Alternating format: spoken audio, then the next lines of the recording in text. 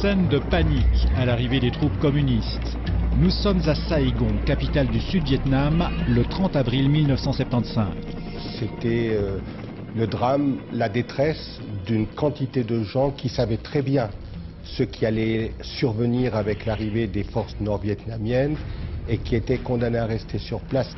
C'était vraiment impressionnant, un spectacle impressionnant on peut dire, de fin d'une époque. Les images d'une débâcle qui vont pendant longtemps hanter l'Amérique. Nous sommes ici à environ 40 km de Saigon. Il y a quelques minutes, Long Can vient de tomber. Envoyé spécial de la télévision suisse romande, Claude Smadja assiste à l'avancée des troupes nord-vietnamiennes. À Saigon, devant les consulats, de longues files, avec l'espoir d'obtenir un visa de sortie. Le souvenir le plus prenant que j'ai, c'est une fois, en rentrant dans ma chambre, un monsieur qui m'attendait dans ma chambre avec une serviette et qui venait m'offrir des lingots d'or pour que je fasse un mariage blanc avec sa fille pour qu'elle puisse partir avec moi. La détresse de cet homme est quelque chose que je n'oublierai jamais. On a vu véritablement les combats chaque jour se rapprocher. Jean-Bernard Desfailles, lui, est envoyé par le journal 24 heures. Je pense que c'est le reportage de ma vie.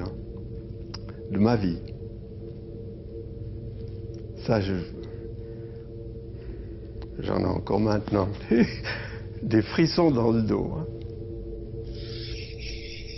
Ceux qui n'ont pas pu fuir par les airs prennent la mer durant les années suivantes. Les boat people seront près de 800 000. C'est d'abord l'élite, les cadres de l'armée d'abord. Commandant Châu, commandant Mai. Les communistes ont confisqué notre fortune graduellement. Ils ont confisqué nos terres, nos maisons. Ensuite, la population jusqu'aux paysans pauvres du Delta qui fuyaient sur des embarcations incroyables. Entre 50 et 200 000 d'entre eux meurent en mer, noyés ou victimes des pirates. Leur sort émeut la communauté internationale. Il y a des règles, des règles en Suisse. Non, mais des docteurs chinois, là.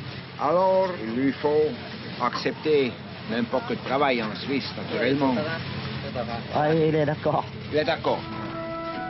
J'ai toujours une admiration énorme pour les Vietnamiens. Voir dans leur comportement dans les difficultés et face à l'adversité, c'est extraordinaire, ça. La Suisse accueille à l'époque plus de 5000 réfugiés vietnamiens, à bras ouverts. Au nom des autorités et du peuple suisse, je vous souhaite une cordiale bienvenue. Une scène d'un autre temps, celui de la guerre froide.